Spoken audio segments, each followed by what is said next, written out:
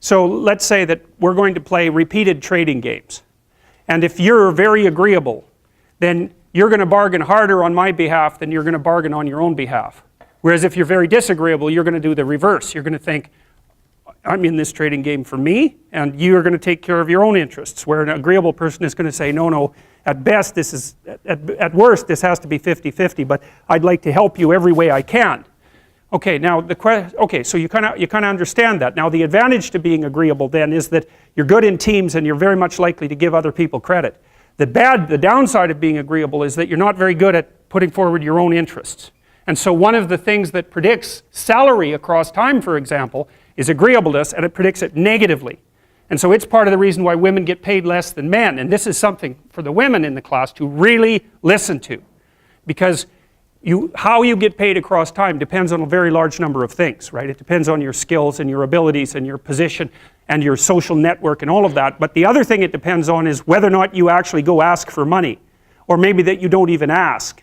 Because actually you don't ask for money. You tell people that you need to be paid more or something they don't like will happen. And I don't mean as a threat. I mean that you have to be willing, when you're negotiating, to have an alternative. You go talk to your boss who isn't going to give you money because everyone wants money, right? It's a competitive game. You're going to have to go there and say, look, here's what I do. Here's why it's useful. Here's why you have to give me more money. And this is my opportunities if you don't. And then you're not taking your boss's money anyways, because it's very frequently the case that he's working for a whopping big company. But he needs an excuse to give you money because everyone's asking for money all the time.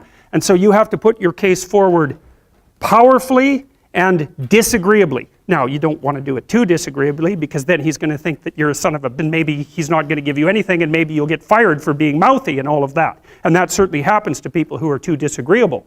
You got to get the balance right, but it's definitely the case. And the other thing that happens to women that's also worth noting, and this is probably because they're higher in negative emotion, is they tend to underestimate their own utility in business settings.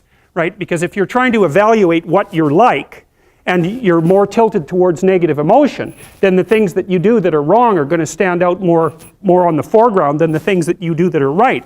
So if you go into a negotiation and you're uncertain already because you have self-doubts, and then you're agreeable in the negotiation, what's going to happen is that you're not going to win as often.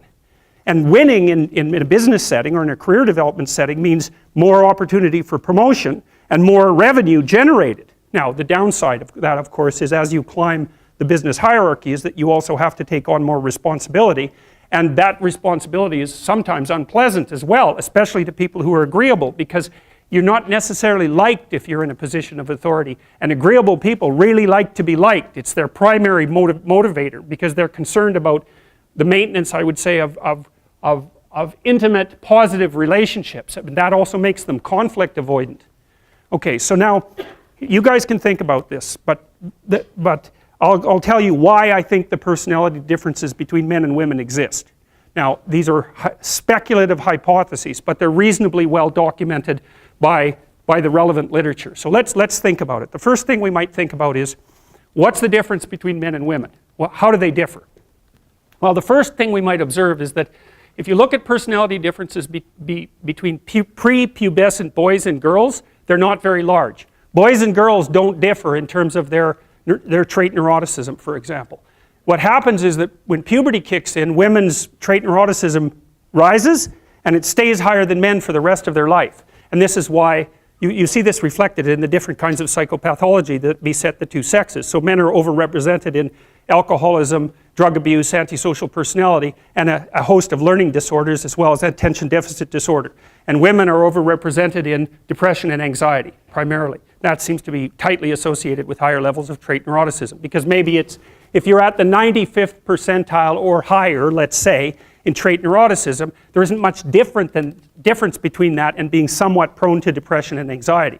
And because the curves overlap, you know, the curves aren't identical, the normal distributions aren't identical for men and women. You tilt the one to the right, to the women's curve to the right towards higher levels of neuroticism. You go out and you look for the person in 20 who has the highest levels of negative emotion. It's much more likely to be female than male. Okay, so let's see if we can figure out why. So I'm going to tell you some things, basic differences between men and women, and you can tell me what you think about it if you agree or disagree.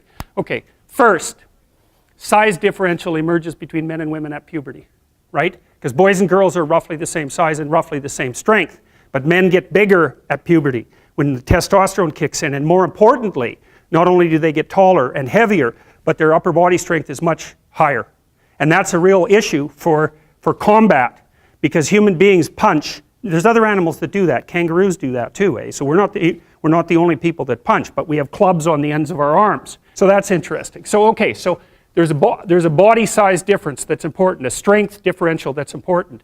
Next thing, I think, so let's assume that the reason that women are higher in sensitivity to negative emotion is because the world is actually more dangerous to women. I think that women's nervous systems are not adapted to women. I think women's nervous systems are adapted to the mother-infant dyad. And because you are not the same creature when you have an infant, not at all. You're way more vulnerable. And it's partly because you have to express the vulnerability of the infant, and you also have to care for it, right? So you think about an infant, especially under 9 months. So let's say, how are you going to be wired up if you're going to optimally care for an infant under 9 months? And I'm saying under 9 months because women generally do the bulk of childcare for infants who are under 9 months old. And part of the reason for that, there's a whole host of reasons, but part of the reasons for that, obviously, is that they breastfeed. But imagine what you need to be wired up biologically in order to care for an infant. First of all, they're very demanding, right? Because they're completely helpless, and they're demanding 24 hours a day, and it's quite a emotional load. And an infant under 9 months is never wrong. Right? What you do to an infant under 9 months is when they're in distress, you always respond. You never tell the infant, get your act together and stop whining, right? Which you can do, say, to a child that's 18 months old. You can start having that sort of conversation. But under 9 months, it's like nothing is the infant's fault. It's surrounded in an extraordinarily threatening world, and you have to be responsive to what it needs, regardless of what you want, and you have to be very sensitive to the threats that emerge in the environment. And so I think the price that women pay for that ability to have an intimate relationship with infants in the very earliest stages of development is that their nervous systems are actually wired so that they can perform that role optimally. And the disadvantage to that is that having a temperament like that doesn't work that well when you're dealing with adult men, especially when you're dealing with them in a business environment, because it's not the same thing. Not at all. It's a competitive environment. So okay, so agreeable people are compassionate and polite. What are disagreeable people like? They're tough-minded, they're blunt, they're competitive, and they won't do a damn thing they don't want to do. So it isn't exactly that they're aggressive, although they will push you the hell out of their way if you're in the way. They're not like volatile like you are if you're high in neuroticism. It isn't defensive aggression, it's more like predatory aggression. It's dominance behavior. And so for someone who's highly disagreeable, they look at the world as a place in which they can compete and win. And I'll tell you a story. I have a friend, I gave him my personality test, the Big 5 aspect scale that Colin DeYoung developed in my lab. And I knew he was a disagreeable guy, and by interacting with him. I mean, he's even rude to people sort of spontaneously on the street. I actually like him quite a bit. He's very, very funny. He's also very conscientious, so you can trust him, but he's disagreeable as hell. And so I gave him this test because I thought it would be funny, and he came out as the most disagreeable person in 10,000. So reasonable in compassion, about 30th percentile, but like 0.001 in politeness. So he's extraordinarily blunt, and he'll just say absolutely anything, no matter how horrible it is. And he was often brought into corporations to sort of clean them up. So if a corporation was tilting and not doing well, they'd bring him in to find out who the useless people were and fire them. And I talked to him about that because I've had the opportunity to have to not have graduate students in my lab, for example, that weren't performing well, and I find it very, very difficult to, dress someone down, and certainly difficult to fire them. I just hate it because I'm actually quite an agreeable person, much to my chagrin.